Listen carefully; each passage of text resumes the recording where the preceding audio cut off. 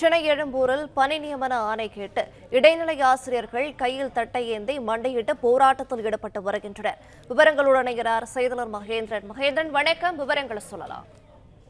நியமன தேர்வில் தேர்ச்சி பெற்ற இடைநிலை ஆசிரியர்கள் தங்களுக்கு பணி ஆணையை உடனடியாக வழங்க வேண்டும் என வலியுறுத்தி எழும்பூரில் தொடர் போராட்டத்தில் ஈடுபட்டு வருகின்றனர்.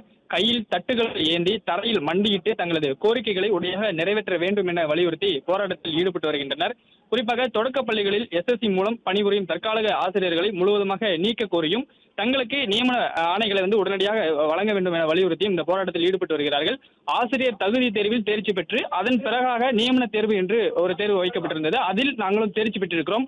அதன் பிறகும் தங்களுக்கு பணி நியமன ஆணைகளை அரசு தற்போது வரை வழங்காமல் காலதாமதத்தை ஏற்படுத்தி வருகிறார்கள். உடனடியாக பணி நியமனத்தை தங்களுக்கு வழங்க வேண்டும் என வலியுறுத்தி தான் கைகளில் தட்டுகளை ஏந்தி மண்டியிட்டு இந்த இடைநிலை ஆசிரியர்கள் தற்போது எழும்பூரில் தொடர் போராட்டத்தை முன்னெடுத்து வருகிறார்கள்.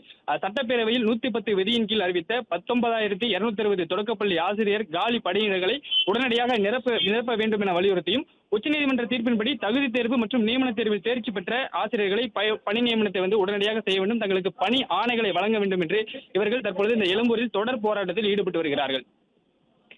பிளே ஸ்டோர் மற்றும் ஆப் ஸ்டோரில் இருந்து பாலிமர் செயலியை QR கோடு மூலம் பதிவிறக்கம் செய்யுங்கள்.